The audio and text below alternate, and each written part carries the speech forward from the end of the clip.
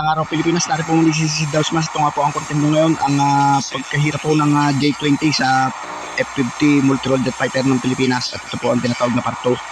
Ayan po, nagpapaulan po ng rocket at nagbabatuhan na po sila ng mga missile.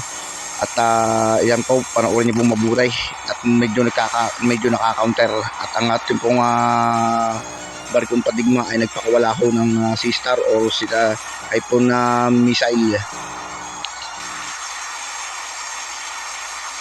Ayan, at bagamat po nagpakawala ang Pilipinas ng Hypon missile, ay talaga pong kina-counter po yan ng fleet ng barko ng China. At yun nga po, yan pong lumaratat na yan po ang tinatawag na Seaways.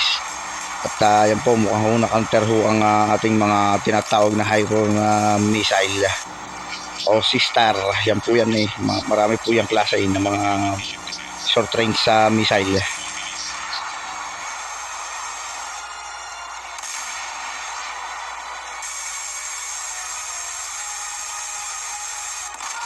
At pinakikita po dito na nasa pulho ang ating barkong padigma. At ito po isa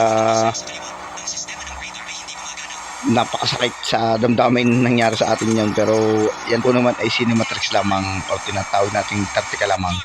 At ito po nagpakas 1, nagpakas 2 ang tinatawag na F-22 Raptor. Yan po ay nagpakawala ng tinatawag na mga long range missile. At mukha pong target rin J20 ng China. Ayun.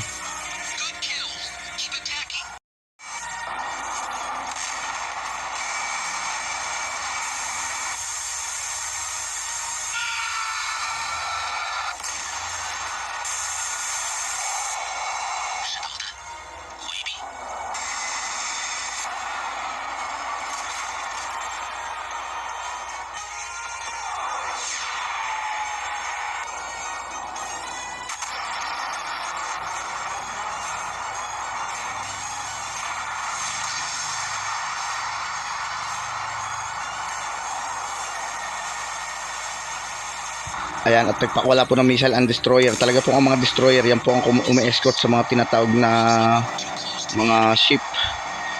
At talaga pong marami pong klase ng mga missile ang dinadala niyan, kasi yan po ay talagang pagka ang destroyer ay nagpakawala kahit po sinatawag ng ilang minuto lang ay kaya pong bumura ng tinatawag na maliliit na bayan or sabihin nating syudad pala. Ganun po katindi ang mga destroyer.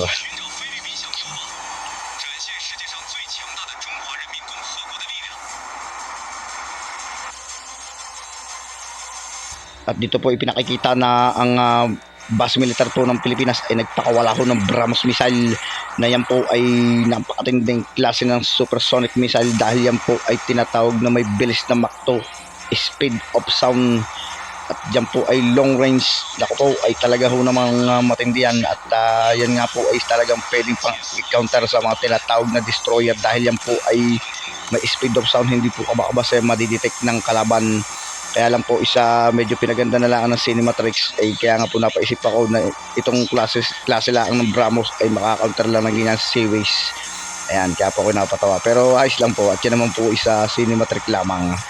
At kung trip nyo po ang ganitong klase na content, ay huwag nyo pong kalimutan mag-subscribe kay CJ Rembo Vlog at pakasuportan po ng aking channel. Bagamat ako baguhan lamang, pero mas lalo po natin pagagandahin ang ating content. At nawa po inyo pong suportahan ang aking channel.